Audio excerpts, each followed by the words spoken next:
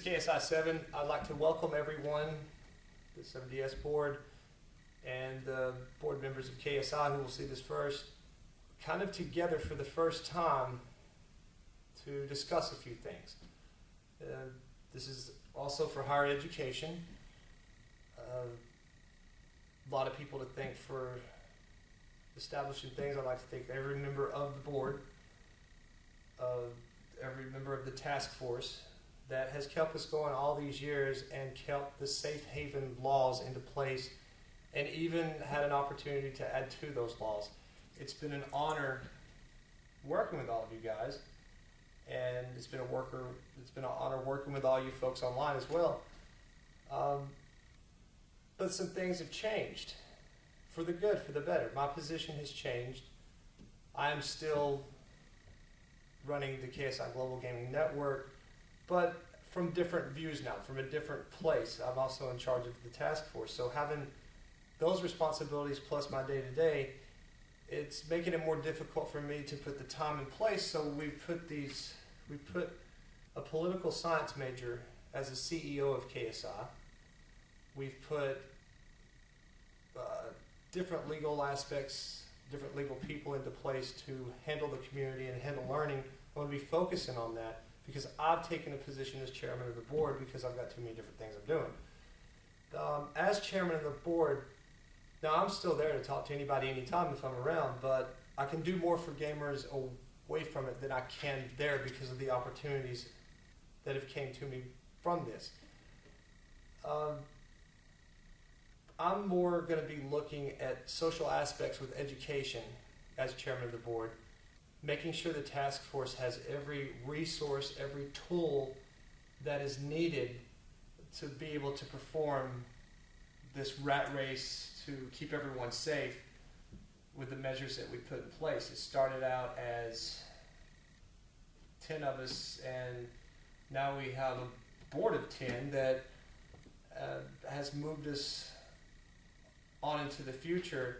So that task force it's just been phenomenal in breaking up any of these disruptions, errors in our scope and our views of having a higher standard for gamers and having an ambassador program to bring gamers in and teach them the aspects of what we need them to know and before we send them out into the rest of the world, and then monitor them for a little while, make sure that they are not getting into trouble, and help them, and then send them out on their own and know that they have some upbringing in the system. It makes us all rested better.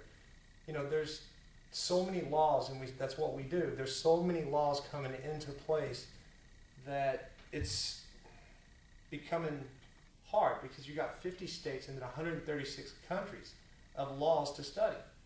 At this point, we got somebody studying laws for every state. We're looking at putting people in for every country. But a lot of international laws don't contain to us. And if we don't have to deal with those people, we have to deal with the ones in England and Australia and a few other places that's around them. But we're mainly dealing with English-speaking people. And so that's where we can put our scope of focus. But one day it would be neat to see us doing it in Japanese. That'd be awesome. I think that gamers would, love to see that it has went that far. But cultural bounds there and how they govern and law things is so different from here that international study on language barriers is something we're just not quite ready for. But as chairman of the board, education, making KSI an educational playground, giving incentive for people to learn the basics and fundamentals, and putting things into place kind of like the Boy Scouts of America. I'm sure a few of you guys have been there. Putting some of those fundamentals in place is key because there's organizations within organizations of the Boy Scouts. But we don't want it to be exactly like that because we're not Boy Scouts, we're online gamers. We want to be able to put into place, new challenges with the rank. We don't want it to be because you got a loud mouth. We want it to be because you're good at something. If it's the game, let's build a ranking structure for that. We want to train leaders now to do what it's taken us and endless resources. We want to train the people online the fundamentals, and the ones that are doing the best, we want to send them out there and know when we send them out there to do their own thing, that they're going to follow that command structure. And through our network of all of the people that we're governing, we should be able to pull it together and put up a human resources support system so that anytime they have trouble, by technology, they can contact us, one of us, and be able to get the answers that they need. We are working on some human resources things to let them take with them. A lot of the ways that we've done things, as you all know, has been we build it okay, it works, and then someone else comes and does it a little bit better or adds something. And then we just throw the technology up another level. We got endless technology. I mean, this field's full of technology, but we want them to take the bait. We want them to want to outdo us and compete with us, and then we'll just keep raising the bar. So that's worked really effective, and we want them to do that, but we don't want to do it on a war front anymore. We want them to compete, sure, but we want them to have something to start with, a package that's much simpler than what we have dealt with, and the systems that we've used for the web sites and the things that we've done to this point have been really good. Now there's systems that we've never heard of coming into place. It's getting harder to monitor these systems because the coding is disruptive. But with some of the new card systems that Microsoft's working on, some of the new things that are being put into place for security measures, it's making things a lot easier. And with stuff like this, being able to blog it on YouTube, just like you would use Twitter, is just phenomenal opportunity. One of the other things that we're going to focus on that we put some time into, but as we get people involved in education, they will start to understand the use of Twitter. Twitter is a fascinating tool, and it just gives you abilities beyond abilities. If we take these things that we have all discussed and all put together, even online, if we take all of these things and keep working and progressing, I think we're all going to have jobs a long time, and we're going to be able to keep the safe haven laws into place and keep adding to it.